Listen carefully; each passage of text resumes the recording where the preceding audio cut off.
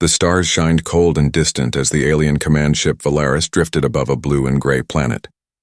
From orbit, Earth looked broken, covered in violent storms, black clouds, and flashes of strange lightning. For centuries, aliens across the galaxy called this world cursed. The data said it was uninhabitable. The air was poison. The ground was unstable. No life could survive here. Inside the alien ship, the crew watched the holographic map glowing in silence.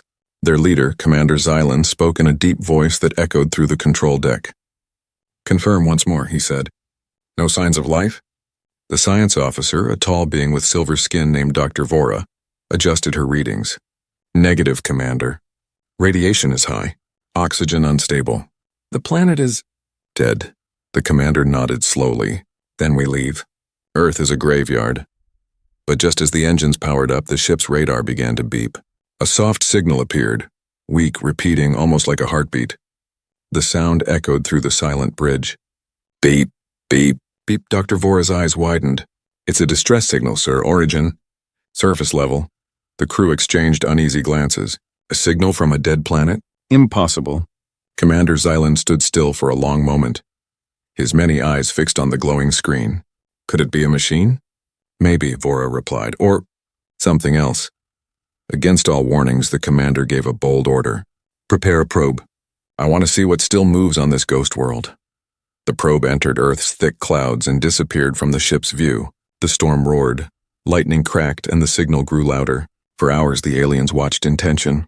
Finally, the probe sent back a blurry image, a small metallic object half buried in the dust. Around it, faint footprints led into the fog. Commander Xylan leaned forward.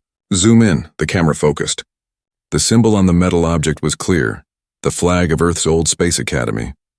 Next to it blinked a red light, a human distress beacon. Shock filled the room. No one spoke.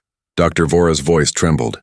"Commander, that means someone is alive down there," Xylan finished. After all these centuries, the silence that followed was heavy with disbelief and fear. The aliens had visited hundreds of planets, but none had ever challenged their science like this. How could life exist on a world declared uninhabitable? Commander Xylan made his decision. "Ready a landing team. We go down." The descent was violent. Thunder rolled as the small landing craft pierced through the storm. Flames brushed its sides as it entered the toxic atmosphere. Visibility dropped to 0. The alien pilot fought to keep control while alarms screamed in every direction. Finally, with a loud crash, the ship landed on a rocky plain. Outside, lightning lit up twisted trees and ash-covered ground. The air was thick and hard to breathe. The crew stepped out in protective suits, scanning the area. Then they saw it. A small training pod crashed but mostly intact. The same one from the probe's image. Its door was half open, and inside, something moved. Dr. Vora approached carefully, her scanner trembling in her hand. The light from her helmet fell on a young human face, pale, weak, but breathing. A faint voice whispered through cracked lips. "Help, please." The aliens froze. A human. Alive. Commander Xylan whispered. "This world was supposed to kill everything. Yet, this one survives." As thunder echoed in the sky, the alien crew stood around the pod, realizing they had just uncovered something greater than science, a secret the universe itself had buried. And far above them, the alien mothership received a final message from the surface. Subject found. Human. Alive. The storm raged outside as the alien rescue crew carried the unconscious human back to their landing craft. Lightning flashed across the sky, lighting his face for a brief moment. Pale, bruised, but still alive. The crew had seen many strange things in the galaxy, but nothing compared to this. Inside the ship, Dr. Vora placed the human on a medical bed. The scanner beeped as it read his vital signs. "He is stable," she said softly, "but I don't understand how. The air outside is toxic, yet his lungs adapted." Commander Xylan stood nearby, silent and thoughtful. His dark eyes studied the human carefully. "Name?" Dr. Vora checked the tag on his torn uniform. "Cadet Alex Carter, Earth Space Academy." The crew looked at each other. That name meant something ancient, something from before Earth went silent. For centuries, no human signal had ever been heard again. Hours passed as the ship's storm shields struggled to hold against the chaos outside. Inside, Alex slowly opened his eyes. His vision blurred, shapes glowing in blue light surrounded him. Strange voices whispered. He tried to move, but his muscles were weak. "Where am I?" he murmured. Dr. Vora leaned forward. "You are safe. You are aboard the vessel Valaris. We are explorers. You were found on the surface of your planet." Alex's eyes widened. "My planet, Earth?" He tried to sit up, confused. "You mean someone came back?" Commander Xylan stepped closer, his tall shadow stretching over the boy. "We did not come to visit. We came to confirm death. But you," he paused, "you were not supposed to exist." Alex stared at them, tall, elegant beings with metallic skin and bright, intelligent eyes. "You're aliens," he whispered. "Then Earth isn't dead?" The commander didn't answer. Instead, he motioned for Vora to show him something. She pressed a button, and a hologram of Earth appeared in midair, storms circling endlessly, volcanoes burning across continents. "Your world is dying," she said gently. "It cannot sustain life anymore." Alex shook his head. "You're wrong," he said weakly. "Earth doesn't die. It changes." His voice was faint, but something in his tone made the crew fall silent. Later, while the human rested, Dr. Vora studied his blood sample under a scanner. The results shocked her. The molecular structure was slightly different from ancient human records. His body had somehow evolved to survive the planet's toxic air. She called the commander. "He's not just alive, and he's adapting. His body repairs itself faster than anything I've seen." Xylan crossed his arms. "So the planet kills everything. Except humans." He looked out the window toward the storm. "Maybe that is why they once ruled the stars."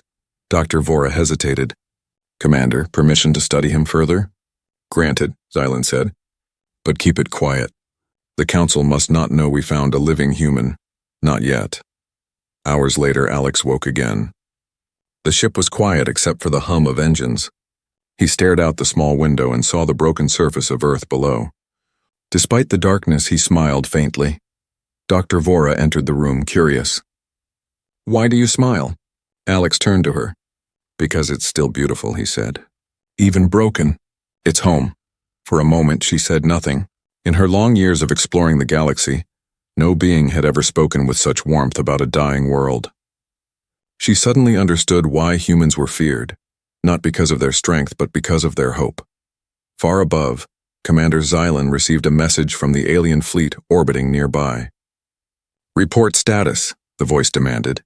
He hesitated, then replied quietly, "We have found something unexpected. A survivor." "Impossible," the voice replied sharply. "No one could live on that world." Xylan's eyes narrowed as he looked toward the medical bay. "Then you should come and see what humans are capable of." Outside, the storm began to fade for the first time in centuries. Somewhere deep within the planet, something ancient stirred, as if Earth itself had felt the heartbeat of its last sun. The alien ship Valaris floated above the storm clouds, wrapped in silence. The human cadet, Alex Carter, was awake now, weak but alive. His presence changed the air inside the ship. The crew spoke less, their eyes filled with quiet fear. It was as if a ghost had boarded among them. Dr. Vora spent long hours in the lab, running endless tests on Alex's samples. The more she learned, the more confused she became.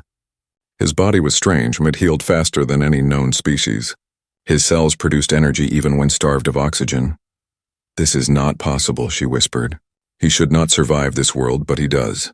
When she brought her findings to Commander Xylan, his voice was tense. "What are you saying?" "I am saying, Commander," she replied, "that this human is not dying. He's adapting to the poison." That night, the crew gathered in the mess hall. Whispers filled the air. "He's dangerous. He carries the planet's curse. What if he infects us?"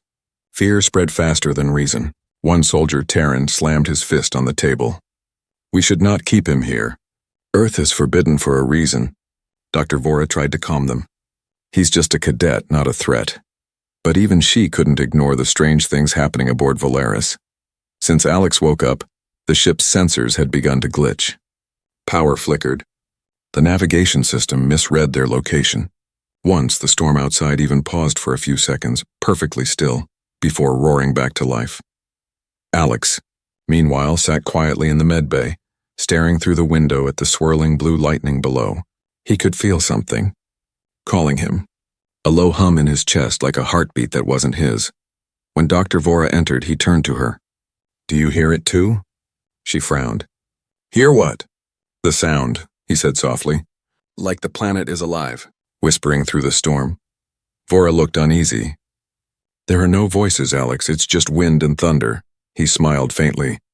"No, Doctor. That's not thunder. That's Earth breathing." Her scanner suddenly beeped. Radiation spike, then gone. The ship trembled slightly as if something brushed against its hull. Commander Xylan's voice came over the intercom. "Bridge to lab." "Dr. Vora, report. Are your experiments affecting the ship?" "No, Commander," she replied quickly. But the energy fluctuation started again. Xylan turned to his pilot. "Keep us stable. I want all readings on the planet's surface. Something down there is responding to him." Hours later, while most of the crew slept, Alex left his bed quietly. The hallway lights flickered as he walked, barefoot, weak, but strangely calm. The automatic doors opened for him, as if recognizing his presence. He stepped into the viewing deck. Before him, the planet looked like a sleeping beast, glowing veins of blue lightning across the continents. He pressed his hand against the glass. "I'm home," he whispered. At that moment, Dr. Vora entered behind him. "Alex, you shouldn't be out of bed." But when she reached him, the window began to vibrate. Outside, the storm clouds twisted into a spiral, forming a glowing ring of light. Vora gasped. "The planet, it's reacting to you." Alex looked at her, confused and frightened. "I didn't do anything." The commander's voice shouted through the speakers. "Vora, what's happening?" "Commander, the planet's electromagnetic field just spiked him. It's as if it recognized him." Lightning shot upward from the clouds, touching the ship's shields. Alarms screamed. The power flickered again, but then stabilized. Just as suddenly as it began, the storm calmed. Everyone stood frozen. Vora turned slowly toward Alex. Her voice trembled. "What are you, Cadet?" Alex looked down, fear and wonder in his eyes. I don't know, but maybe Earth does." That night, as the ship drifted in uneasy silence, the crew could not sleep. For the first time in centuries, the storms around Earth had paused, and no one knew why. But one thing was certain. The planet had heard its human speak, and it had answered. The next morning, the ship Volaris floated in uneasy silence above Earth's broken surface. The crew barely spoke. No one could explain what had happened last night, how the storms had stopped the moment Alex touched the glass, or how the planet's energy had pulsed through their ship like a living heartbeat. Commander Xylan stood on the bridge, watching the quiet planet below.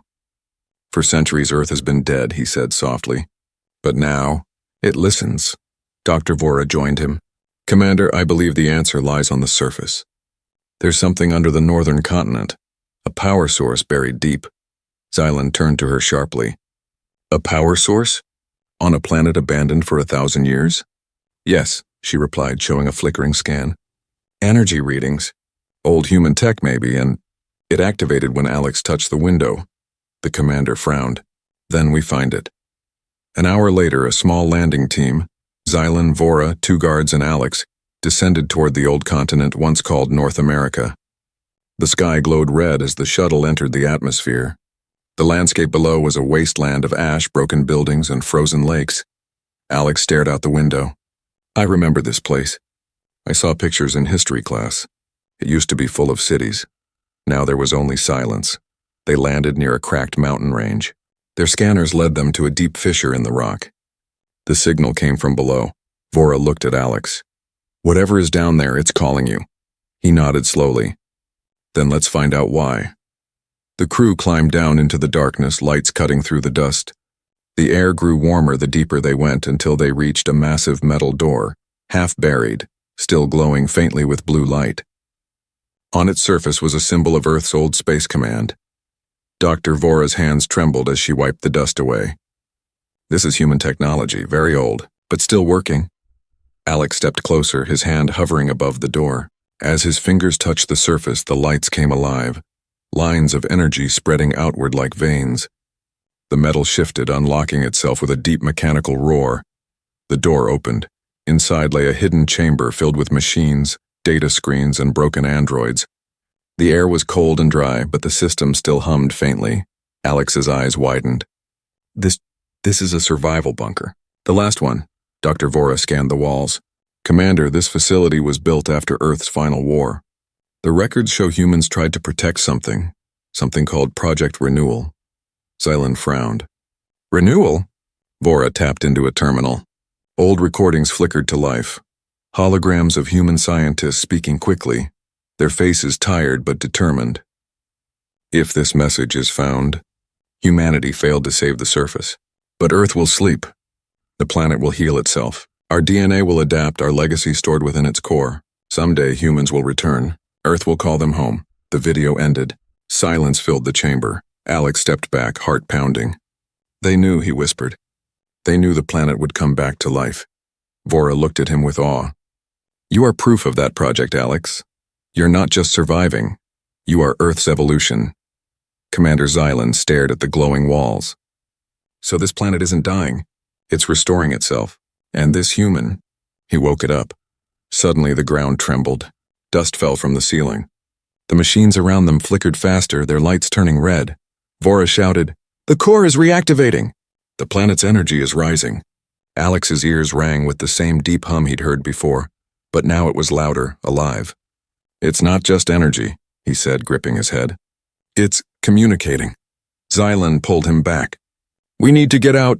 The floor cracked open, glowing veins of light spreading across the ground like rivers. The whole mountain shook. The commander yelled, Back to the ship, now! As they escaped through the fissure, the old facility sank beneath a wave of brilliant light. The mountains themselves seemed to breathe as the planet's pulse grew stronger. From orbit, the crew of Valaris watched as new colors spread across Earth's surface, green sparks appearing where there was only ash. Dr. Vora whispered, Project Renewal has begun. High above the wounded planet, the alien ship Valaris drifted through a sea of calm clouds. For the first time in centuries, the storms were gone. The air shimmered with quiet light, and strange green colors began to spread across the surface below. No one spoke on the command deck. The alien crew just watched in silence. The dead planet was breathing again. Commander Xylan broke the silence. Status report. Dr. Vora's hands shook as she studied the readings. The energy from the underground facility has spread through the crust. Radiation levels are falling, the soil. It's repairing itself. Repairing? Xylan repeated. Like a living body? Yes, she said. And the signal began exactly when Alex touched the door. Xylan turned toward the medbay window where Alex stood quietly, staring down at the planet. His face was pale, his eyes distant. He's connected to it, the commander said softly. Alex didn't sleep that night. Every time he closed his eyes, he saw flashes. Forests growing, oceans clearing, old cities glowing with light. But the images didn't feel like dreams. They felt real, as if the planet was showing him its memories. He whispered to himself, You're waking up, aren't you? A soft hum answered, deep in his chest like Earth itself responding. Dr. Vora entered quietly. You haven't rested, she said. Alex turned, his expression calm but strange. I can feel it, Doctor. The planet? It knows me. It remembers us, Vora frowned. You're still weak? You should not. Before she could finish, the lights flickered. The ship trembled slightly. Outside the window, streaks of blue light danced across the sky, forming glowing lines that followed the Valaris as it orbited. Xylan's voice echoed over the intercom. Bridge to lab. We're being followed by energy patterns. They match the human's biosignature. Dr. Vora looked at Alex. It's you, she whispered. I'm not doing this. He shouted, holding his head as the glow in his eyes flickered faintly. It's like the planet is inside me now. The crew rushed to contain the situation. Power systems flickered between overload and silence. Strange pulses came from the surface, traveling like waves through the atmosphere. Commander Xylan ordered, Divert energy to shields. Keep us stable. But deep down, even he knew, no shield could stop a planet that was alive. Dr. Vora tried to calm Alex, placing her hand gently on his arm. Listen to me, Cadet. Whatever this is, you must stay calm. The planet reacts to your emotions. Do you understand? Alex took a deep breath, trembling. I'm trying, but it's like it feels everything I do. As he closed his eyes and focused, the shaking stopped. The light stabilized. The blue glow outside faded to a peaceful silver. Vora exhaled in relief. You did it. You're controlling it, Alex shook his head. No, I think it's controlling me. Hours later, as the crew tried to analyze what had happened, new readings appeared on the main screen, giant energy signatures rising from deep within Earth. The planet's magnetic field was shifting. Commander Xylan muttered, "What now?" Dr. Vora's face turned pale. "Sir, I think Earth is repairing itself faster than we imagined. It's creating new weather systems, new air composition. Within days it could be habitable again." Xylan stared in disbelief. "A planet healing itself? That defies everything we know," Vora replied softly. "Maybe that's why humans called it home. It's not just a planet. It's a living guardian." Alex walked to the observation deck once more, looking down at the swirling clouds of blue and green. He pressed his hand against the glass again. This time there was no storm, only light.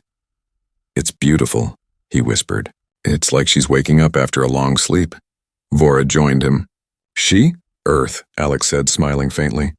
"You call it a planet, but to us, it's always been alive." As the alien crew watched, the planet glowed brighter. A pulse of energy reached space, brushing against the hull of Valaris. Every alien on board felt it. A wave of warmth and life, something ancient and familiar.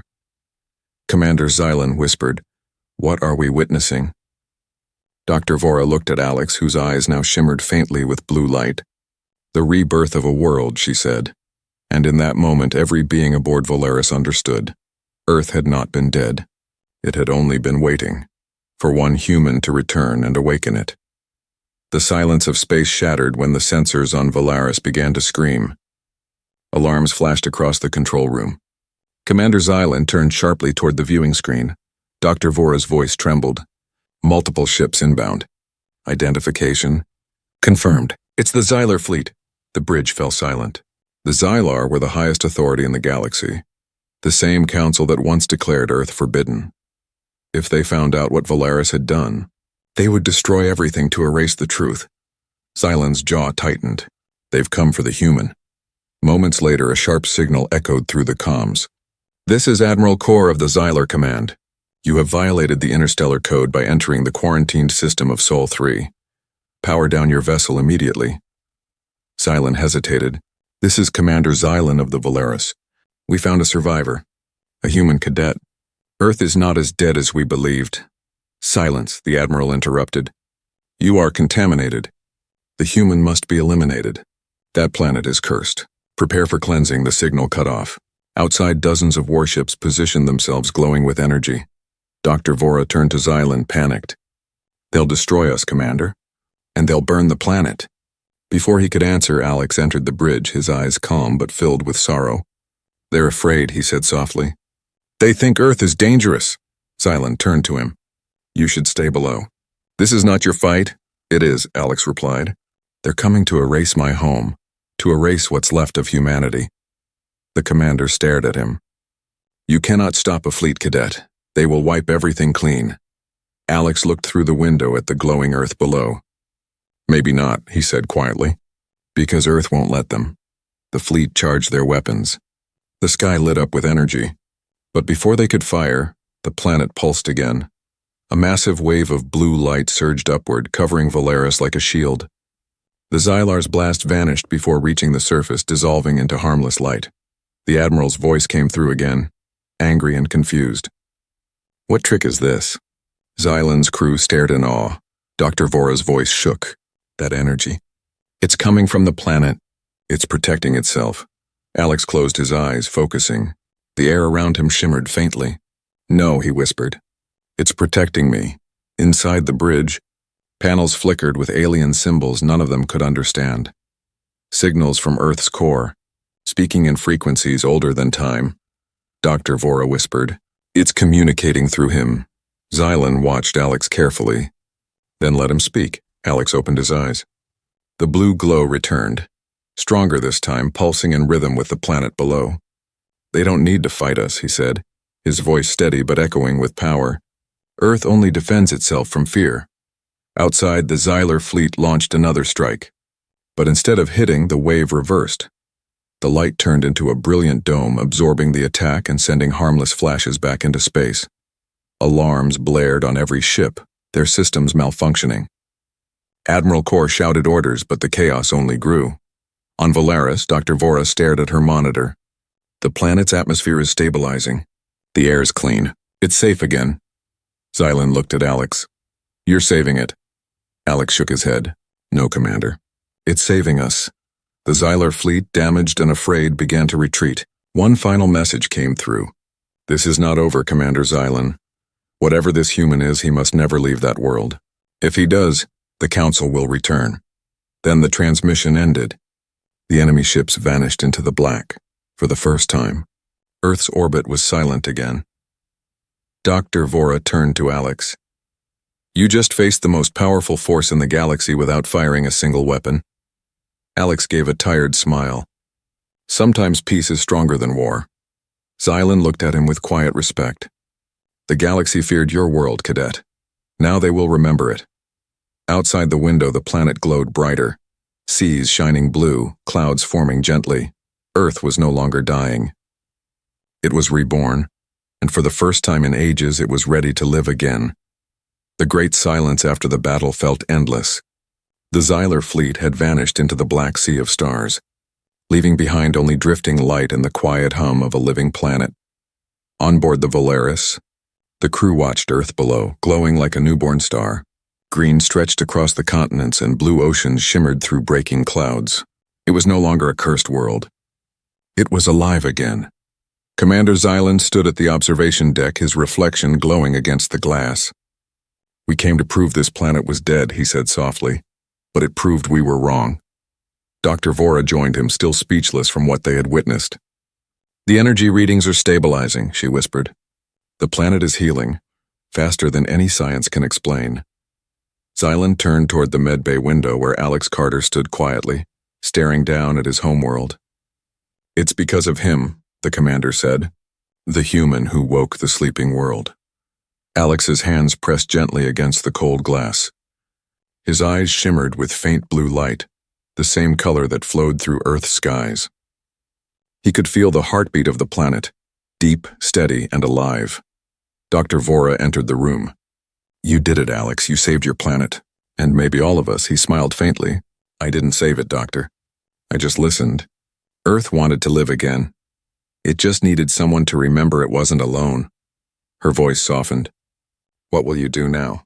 Alex looked down at the glowing world below. I think I have to stay. I belong here, Vora hesitated. The Council will come again.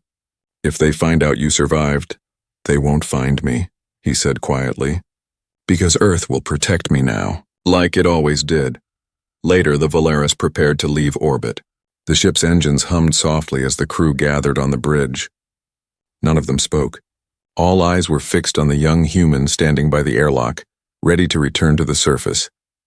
Commander Xylan approached him, holding out a small emblem, the crest of the Valaris. You were never one of us, Xylan said, but you reminded us what life truly means. Take this, Cadet Carter, not as a soldier but as a friend. Alex accepted it with a smile. Thank you, Commander. Tell your people that Earth isn't dangerous. It's just... Awake, Vora's voice trembled. Goodbye, Alex. He looked at her and smiled warmly. Not goodbye, Doctor, just... Until next time. The airlock opened and a bright light filled the corridor. Alex stepped into the beam, descending slowly toward the glowing surface of his reborn world. From the bridge, the aliens watched as he disappeared into the mist. The clouds swirled gently as if welcoming him home. Dr. Vora whispered, He's part of it now. Commander Xylan nodded. He always was. Moments later, the sensors detected something extraordinary, new life signs across the planet. Green vegetation spreading, clean water forming, and stable air returning. Xylan turned to the crew. Mark this day, he said. The day a human changed the fate of a world. Down on the surface, Alex stood on a cliff surrounded by soft wind and blooming trees. The air was pure, warm, and full of sound, birds, water, and the whisper of leaves. He looked up at the stars and saw the Valaris shrinking into the distance. He placed his hand on his chest, feeling the quiet rhythm of the planet inside him. "We are still here," he whispered. A voice seemed to echo in the wind, not words but feelings, comfort, gratitude, life. The Earth was answering him, Alex smiled. "Then let's start again." The sky above shimmered with blue light as if the planet itself smiled back. And so, the human cadet who was once feared became the legend that changed the stars. The proof that even in the darkest universe, humanity's light never dies.